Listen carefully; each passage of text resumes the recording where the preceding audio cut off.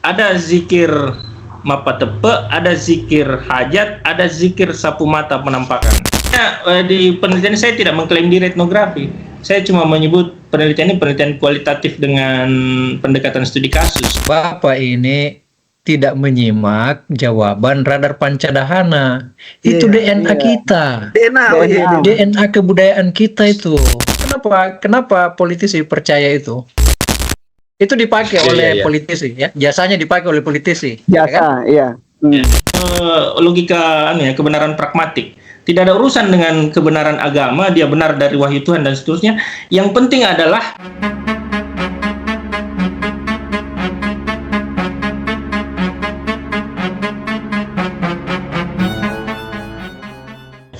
tapi waktu dia kasih lihat itu rekaman HP, Calu lihat nih. Saya lihat itu rekaman. Ya. Itu namanya zikir sapu mata penampakan, Pak. Penampakan. Itu lewat HP atau live? Karena yang saya dengar dari Calu live, itu dupa-dupanya berbentuk orang. Nggak, rekaman. Rekaman, aduh. Apalagi lemah sekali derajatnya. Tapi saya mau minta rekamannya, dia nggak mau kasih. Lemah sekali derajatnya. Ini istilahnya ya. Ada zikir mapa tepe, ada zikir hajat, ada zikir sapu mata penampakan. Ini kali-kali biaya zikirnya, Pak ya, 100 deh. Ada kali-kali. Coba satu anak yatim 40 orang. Jadi tapi ini baru saya lihat logisnya ini. Jadi kalau Anda butuh 1000 suara, kasih zikir 25 anak yatim. Apa bedanya apa bedanya misalnya kalau Anda mau cuan 100 juta, Anda harus punya 3 downloader karena satu downloader itu adalah 10 orang di bawahnya dan 10 orang di bawahnya ada 10 orang lagi di bawahnya. Apa bedanya dengan itu? Itu apa bedanya dengan itu kira-kira? Doa anak yatim ini, dia pakai surah Al-Maun. Dia prolognya surah Al-Maun juga tapi lain penafsirannya. Kalau kita kalau di Muhammadiyah ini surah Al-Maun dibaca ya paling ujung-ujungnya rumah sakit, ujung-ujungnya sekolah. Kalau dia Pak menafsirkan surah Al-Maun ini yang disebutkan Sadri itu tidak akrab di kampung-kampung. Tidak. Kalau di perkotaan. Kan begini. Kan semua orang sekarang apa yang kita bahas kemarin tentang mematematikakan Al-Quran itu kan sama saja dengan yang disebut Kahadi dan sama saja yang disebut di MLM. Misalnya kalau Anda mau cuan ratusan juta, Anda harus meyakinkan 3 orang saja. Karena 3 orang itu sudah bisa mewakili 10 beranak 10 beranak 10. Bilang motifnya sama. Perkalian eksponensial yang dibungkus, yang dikemas dengan warna yang berbeda. Dukun yang ditanya oleh Kahadi ini sedang bicara perkalian eksponensial yang dikemas dalam bentuk metafisik. Yang mana yang logis? Apanya, Kak? Dua-duanya logis. Dua-duanya tidak logis.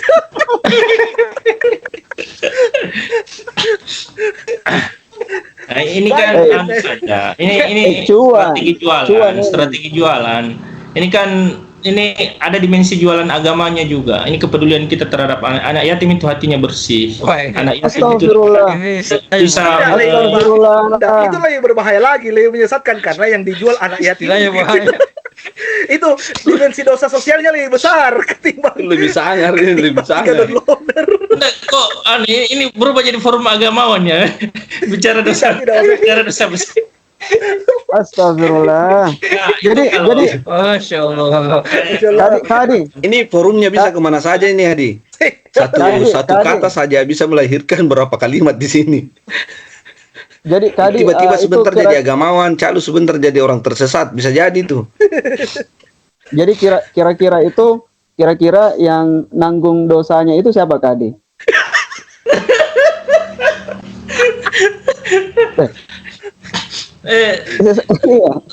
Penasehatnya atau kayak saya langsung berubah tiba-tiba jadi jamaah masjid ini. Nah, kalau antropolog itu tidak ada istilah berdosa, Pak, karena bahkan pelaku kanibalisme saja kita bisa berempati dengan pelaku kanibalisme itu karena dia relevan dengan konteks dan dia fungsional untuk konteks kebudayaannya. Etnografi. Etnografi. Jadi itu hanya ngumpulin informasi aja ya, ngumpulin cerita itu, kisah-kisah itu. Tapi kan di Etno ada 4 mazhab di Etno kan? Tapi tunggu dulu. Ya meskipun terlepas dari banyak mazhab-mazhabnya, tapi kekuatan utama etnografi itu thick description, deskripsi tebal. Benar.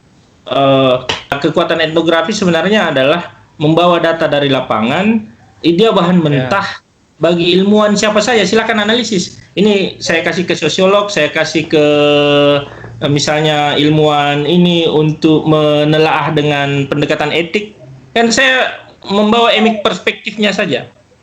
Meskipun di kami apa bedanya Anda dengan wartawan? Tapi kan wartawan meskipun dia jago mendeskripsi, tapi dia liputan terbatas. Jadi dia cuma 1-2 jam di lapangan hanya untuk membuat lipsus. Kalau sudah dapat space-nya terbatas. Kalau etnografi kan bisa menghasilkan berjilid-jilid dan mereka membuat rumusan yang tebal terhadap kebudayaan orang lain. Makanya di etnografi itu lebih dihargai orang yang membawa data dari lapangan, misalnya murni bahasa Makassar, yang di naskah-naskahnya itu bahasa lokal. Jangan diinterpretasi. Jadi kita menulis berdasarkan apa yang didapatkan dipahami native apa istilahnya, orang native sana, orang asli sana, yang jadi kita berusaha tidak menghakimi dulu. Kita membawa alam pikir budayanya. Jadi kita menjadi juru bicara bagi orang-orang yang dianggap kafir, dianggap liar, dianggap menyempal. Jadi kita menjadi juru bicara mereka.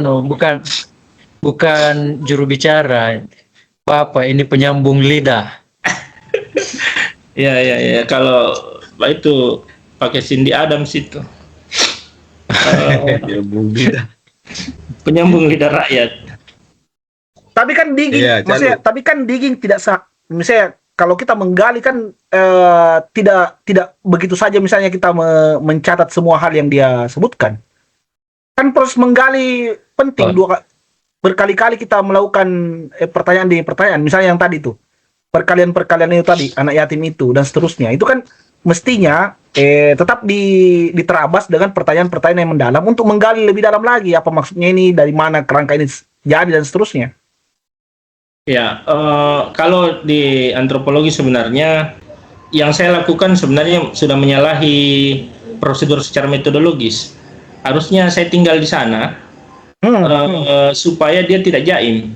Kan kalau saya cuma datang 1-2 kali wawancara, dia bisa ada bias informasi, dia menyampaikan yang keren-kerennya saja, yang canggih-canggihnya saja. Tapi kalau pakai prosedur etnografi murni ya saya harus tinggal di sana 1 siklus hidup. Paling tidak dari lebaran sampai lebaran, Pak. Nggak, nyaman-nyaman buku.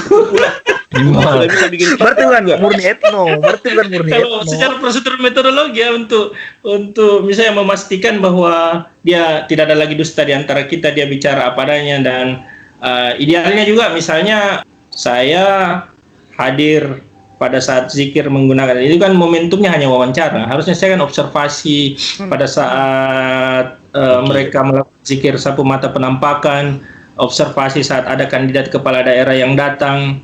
Nah, itu sebenarnya kritik metodologi waktu saya ujian. Ya, ini penelitian mandiri. Clifford Geertz itu dibiayai. Artinya saya sudah bisa membayangkan idealitas penelitian ini seperti apa kan, kalau penelitian lapangan yang betul-betul ini. Dan di situ saya kira dimensi. Makanya di penelitian saya tidak mengklaim diri etnografi. Saya cuma menyebut penelitian ini penelitian kualitatif dengan pendekatan studi kasus. Kalau saya menjual etnografi, ya habis saya. Untung saya menyebut diri sebagai studi kasus, tidak menyebut ini etnografi. Kalau saya sebut ini etnografi, belum lulus saya. Kalau studi kasus ya malah harus ada interpretasinya. Kadi kan tidak punya ruang interpretasi dari tadi menjelaskan ini. Tidak ada ruang-ruang interpretasi misalnya kenapa harus itu. Belum. Kan kita belum masuk sampai ke situ. Kita nanti kalau misalnya Kak Hadi menjelaskan interpretasi itu, ini seperti podcast kuliah dari Kak Hadi satu Enggak. Enggak, saya mau tanya lu, pemilihan responden dan seterusnya. Kan pemilihan responden itu kita sudah harus punya data yang jelas dan pemilihan Nah, snowball, Pak. Snowball ya. Maksudnya snowball. Sekali nih Apa ini quantitative minded? iya. Ini Enggak, saya kualitatif. orang Maksudnya, Belanda ini harus tahu bahwa ini sudah diujikan, sudah diujikan. sudah selesai. Selesai. Apa? Dan Iya. Bapak ini menanyakan hal-hal yang teknis Ya. yang sebenarnya sudah selesai. Yang menarik ini. Tapi Ada. juga kalau mahasiswa S3 begitu pertanyaannya, Pak, karena masih panas ini kerangka metodologi. Nah, sebenarnya betulkah ini? Ya. Betulkah dia dukun politik atau bukan kan? Misalnya kayak orang Korea itu, betulkah memang dia ini berkontribusi secara terhadap ruang-ruang politik di Sulawesi Selatan itu? Jangan sampai misalnya cuma totok aura, dia cuma totok aura saja, tidak ada hubungannya langsung dengan kan yang disebut kan itu. Nah, aura itu dikasih cincin dan seterusnya. Ini sebentar. Dia itu yang saya sarankan tadi bukan sekedar menjual kemampuan metafisika, Pak. Dia juga mengcombine dengan Saya mau kencing kalau dengar totok. Skill public speaking. Dia juga memberikan terapi-terapi berdasarkan teori psikologi modern. Nah, itu yang jadi siapa ini tahu. canggih. Jadi dia buka praktek ini. Dia Pak dekat MP. Bukan sembarang, Pak. Di dekat MP dia buka praktek. Itu yang saya maksud.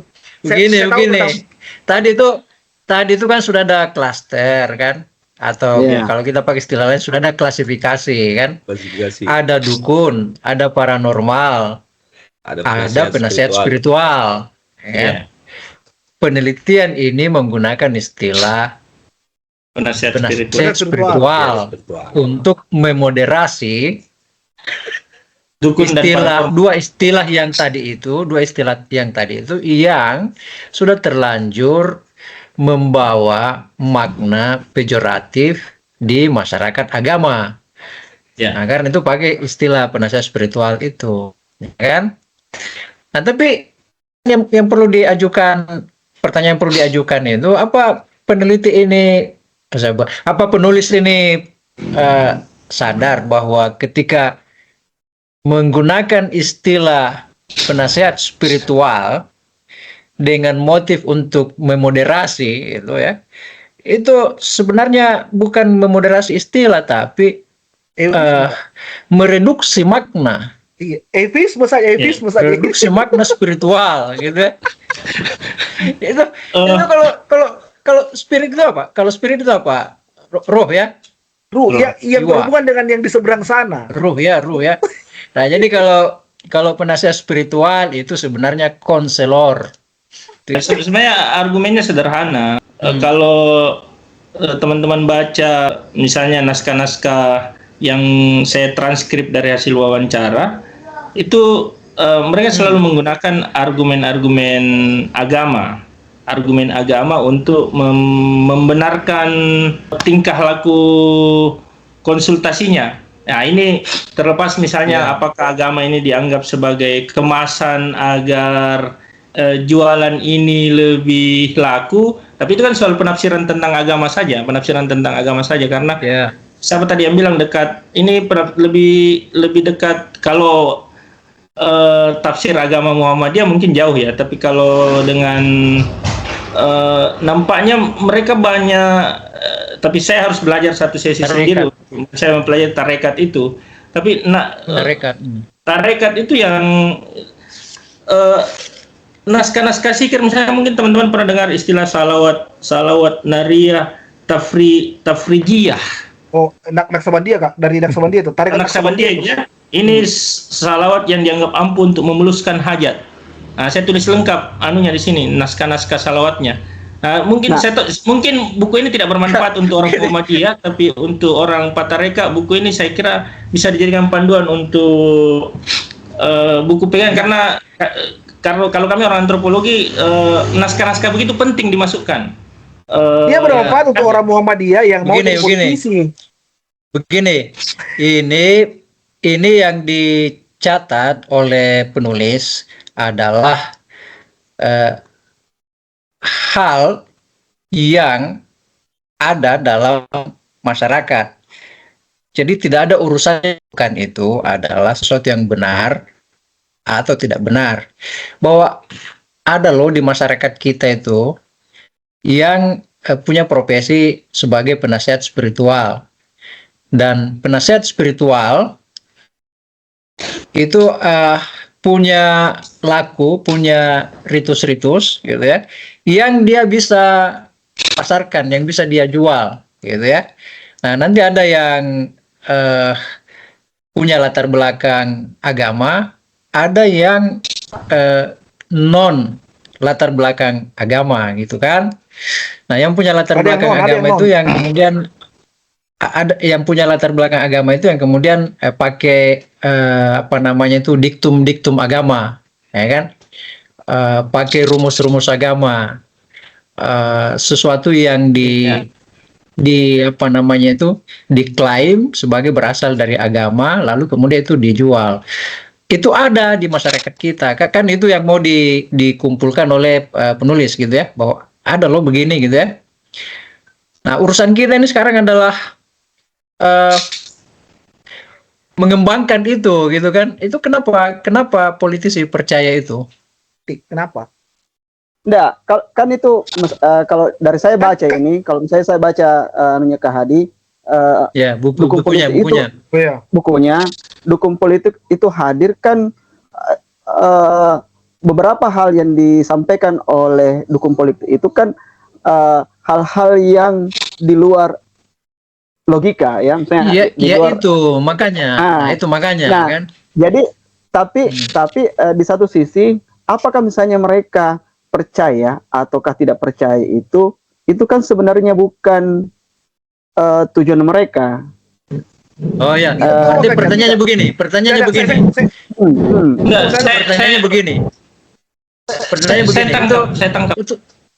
Itu dipakai oleh politisi ya. Jasanya dipakai oleh politisi. Jasa, iya. Jasanya dipakai oleh politisi. Kenapa dipakai oleh politisi? Pertanyaannya, Hari tidak bisa menjawab pertanyaan tentang kenapa ada politisi yang percaya sama dukun. Tidak bisa, karena yang penulis wawancarai adalah dukunnya. Makanya yang perlu dipertanyakan sebenarnya, kenapa ada dukun yang awalnya tadinya cuma punya kemampuan spiritual dan seterusnya, kemampuan spiritual dan metafisis, itu kemudian berani memilih jalur perdukunan politik. Kan banyak nih satu-satu. Itu dulu. Biasanya dipakai oleh politisi. Meskipun itu tapi ini berdasarkan partisipan observation ya, dengan bersentuhan dengan beberapa politisi. Politisi nggak termasuk responden tak? Ya. Enggak, saya bukan dalam konteks penelitian ini, pengalaman empirik bersentuhan. Saya melihat ini sebenarnya bisa dijelaskan dengan teori psikologi. Orang yang bertarung di dunia itu mengalami disrupsi yang luar biasa. Ada tegangan, dia berhadapan dengan kepastian. Dia berhadapan dengan kepastian. Kan saya meminjam istilah Pak Kavi ya, politisi serius itu politisi kalau dia bertarung dan kalah, hidupnya akan terguncang. Misalnya apakah dia berutang, dia jual tanahnya, pokoknya politisi serius itu dia total bertarung dan kalau dia kalah, hidupnya akan berubah, hidupnya akan terguncang atau jiwanya akan terguncang. Kehadiran penasihat spiritual politik itu menawarkan kepastian. Menawarkan kepastian, paling tidak kepastian batin. Laku-laku zikir itu jangankan politisi Pak, kita saja misalnya yang mahasiswa yang dapat masalah dengan dosen itu kayak hancur, kayak kiamat hidup Pak. Bagaimana dengan politisi yang sudah mempertaruhkan seluruh hidupnya untuk sebuah pertarungan dan dia tidak ada jalan untuk kembali, harus menang. Dan yang bisa memberikan keyakinan spiritual atau paling tidak ketenangan batin lah. Ini sebenarnya sederhananya begini, kalau kita bertarung dengan pikiran kalut, itu air rota saja, kita susah tersenyum, tidak emosional dan seterusnya. Ini dukun, ini penasihat spiritual ini membuat saya politisi lebih tenang. Kenapa dia tidak hire psikolog saja? Kenapa makanya dipakai jasanya? Kenapa dia hire psikolog saja? Sebentar, satu perspektif ya. Ini satu perspektif. Maksud saya perspektif psikologi ini untuk saya melihat di situ aspek fungsionalnya ini penasihat spiritual. Jadi aspek ketenangan batinnya. Jadi terlepas dari ini mirip kira-kira logika kebenaran pragmatik. Tidak ada urusan dengan kebenaran agama, dia benar dari wahyu Tuhan dan seterusnya. Yang penting adalah tidak ada urusan juga itu Sandro itu betulan atau tidak. Yang jelas Sandro itu bisa memberikan kepastian batin kepada saya agar memberikan saya ketenangan dalam bertarung. Itu dimensi aspek logika fungsionalnya. Jadi saya tidak ingin terjebak pada misalnya menguji kebenaran Sandro dan seterusnya, tapi kalau melihat klien ini hanya butuh ketenangan batin sebenarnya. Dan tidak cari biduan atau apa untuk keterangan. Ya ada juga jalan itu toh. Kenapa dia tidak jalan psikolog, banyak macam jalan untuk mendapat, tidak pergi di Holy Wings dan seterusnya. Atau dia tidak sewa artis saja. Jadi itu ininya ya, alasan fungsionalnya. Jadi kenapa dukun politik itu dipakai untuk mendapatkan ketenangan batin itu ya, ketenangan mental. Ketika maju ke medan politik secara serius ya. Nah, jadi dukun politik itu dibutuhkan untuk memperoleh ketenangan mental ya. Mendramatisasi ketenangan mental. Itu kan sudah satu poin itu untuk memenangkan pertarungan. Kalau kita tenang akhirnya dan benar ya, politisi itu tenang ya kalau mereka didampingi oleh penasihat spiritual itu tenang ya ketika bertarung itu ya. Benar itu ya. Sepanjang pengalaman empirik penulis ini itu bergaul dengan politisi itu. Tenang ya. Tenang itu Pak politisinya kalau didampingi penasihat spiritual. Ibarat charger Pak, ibarat charger. Kalau lama-lama lagi tidak dicas, lagi goyah lagi makanya. Jadi itu sebenarnya lebih untuk lebih itu seperti niup balon sebenarnya itu ya. Iya. Seperti niup balon itu ya. Bagaimana posisinya penasihat spiritual ketimbang penyandang dana?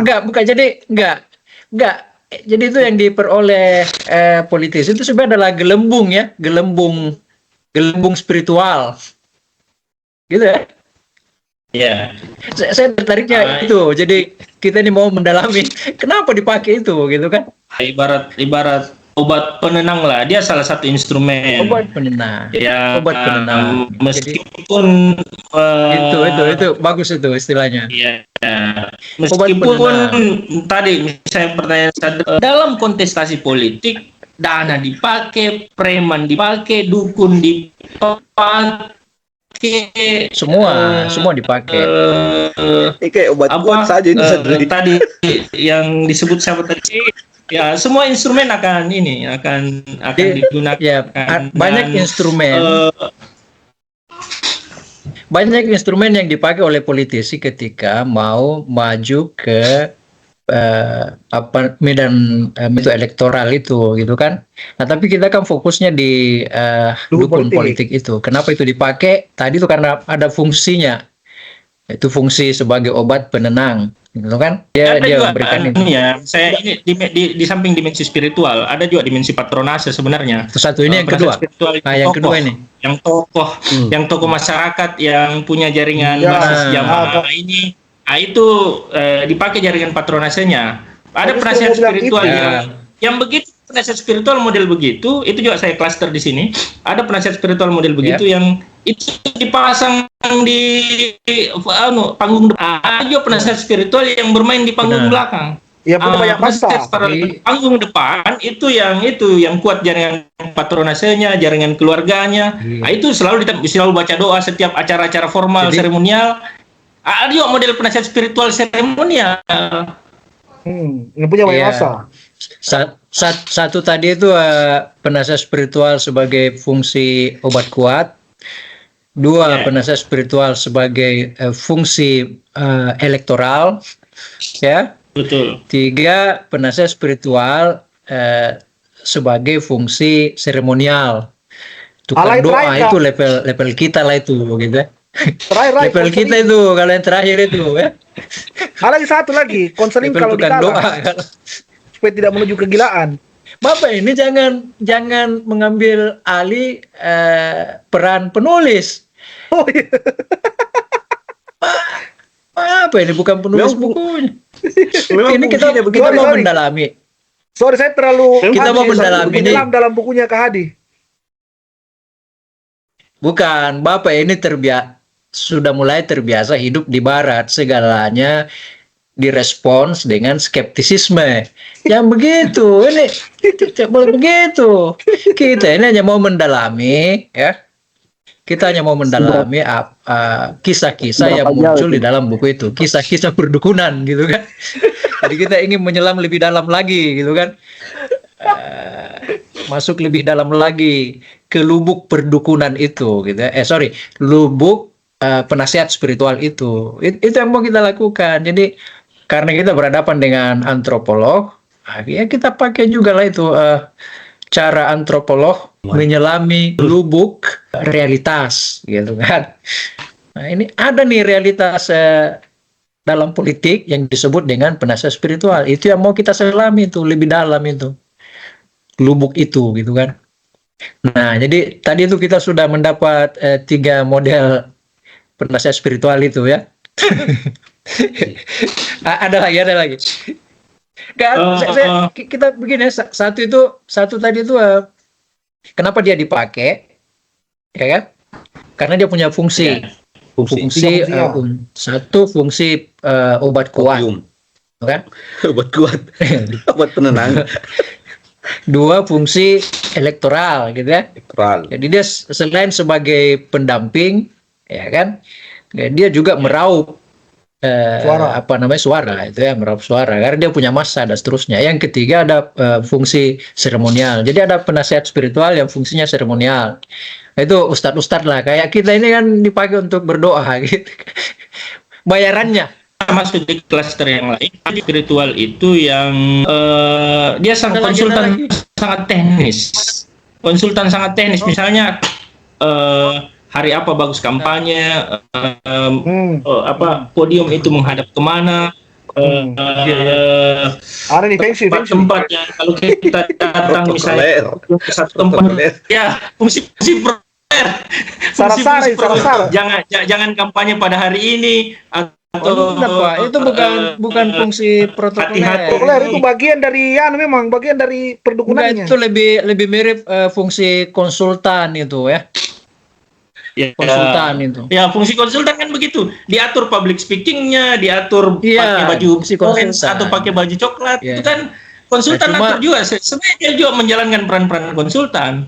Fungsi konsultan. Dari peran survei tadi kan, peran survei dia juga yang saya sebut tadi, yang itu dia juga menjalankan peran-peran survei. Sikir Mapa Tepe itu kan peran-peran survei.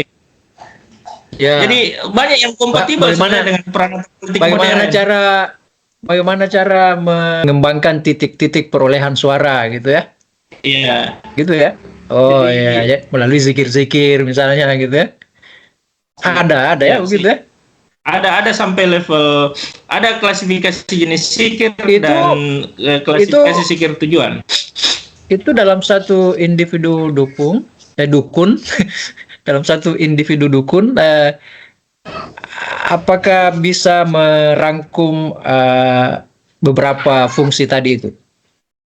Ya, ada beberapa dukun yang menjalankan beberapa fungsi sekaligus, ya. Beberapa fungsi. Hal yang belajar dari orang Korea itu, ya dia sebenarnya banyak peran-peran motivator saja, mirip psikolog lah. Peran-peran yang dia klaim buka aura, dia motivasi untuk lebih percaya diri, dia melatih public speaking, kemudian dia menggabungkan lah skill ilmu modern dengan yang model buka aura itu. Enggak, itu prakteknya praktek konvensional gitu ya, atau tradisional. Tapi reasonnya itu diberi reason, diberi reason kekinian, akademik gitu ya, reason akademik gitu ya. Mana yang ini, apa namanya ini, yang bayarannya lebih mahal mana? Iya, itu yang tertinggi itu. Iya, karena dia bisa pakai mobil. Karena dia pakai rumus eksponensial.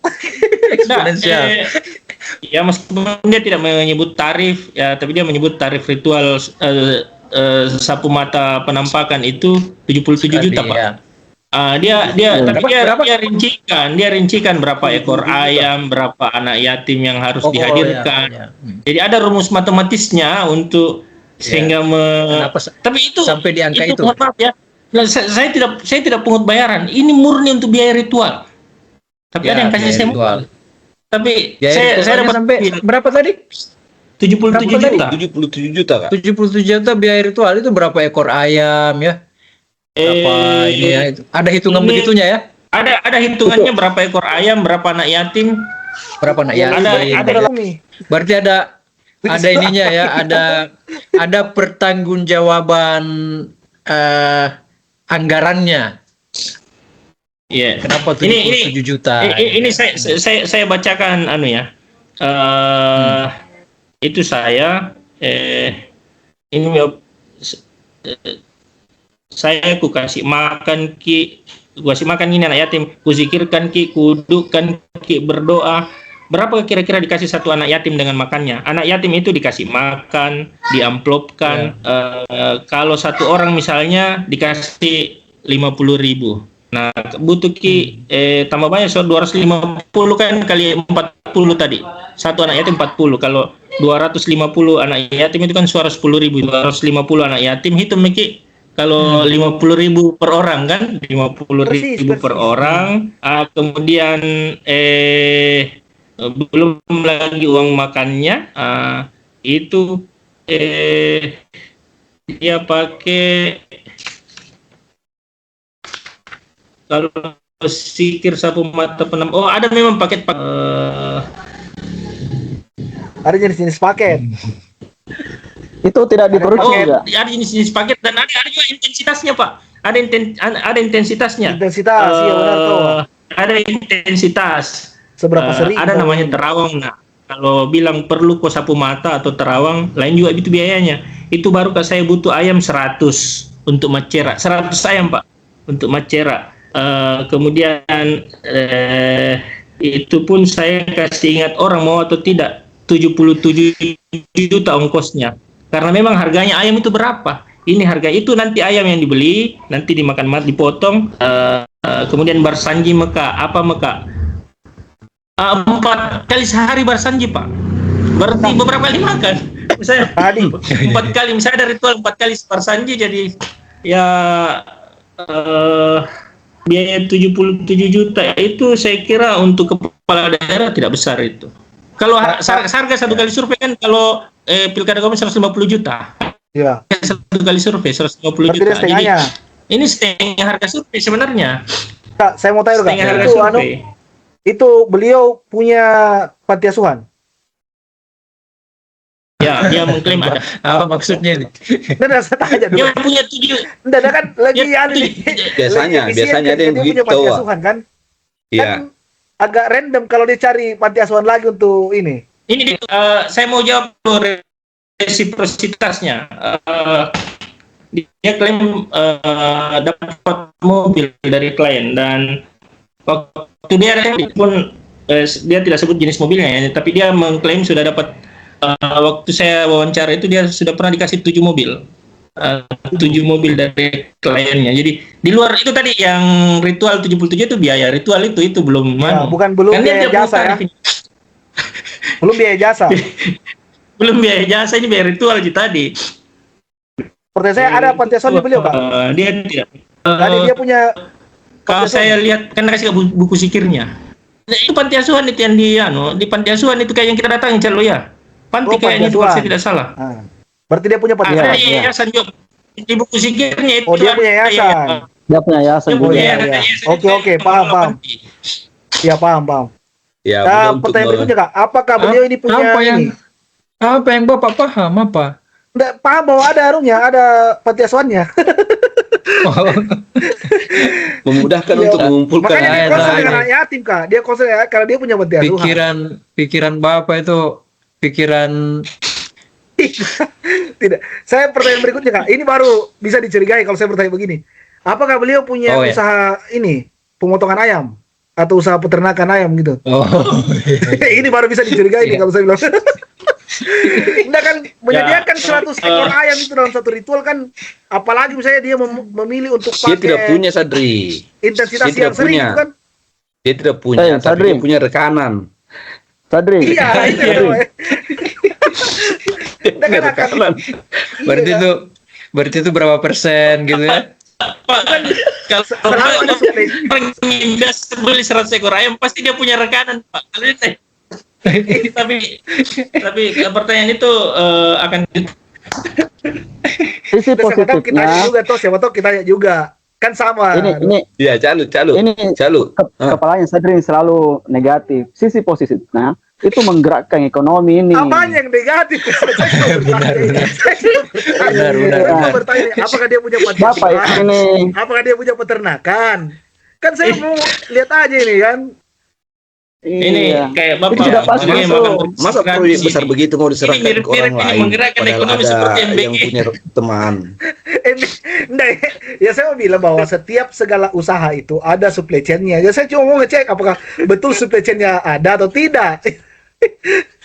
Ya, makanya Kalau tidak ada, ya nanti saya carikan.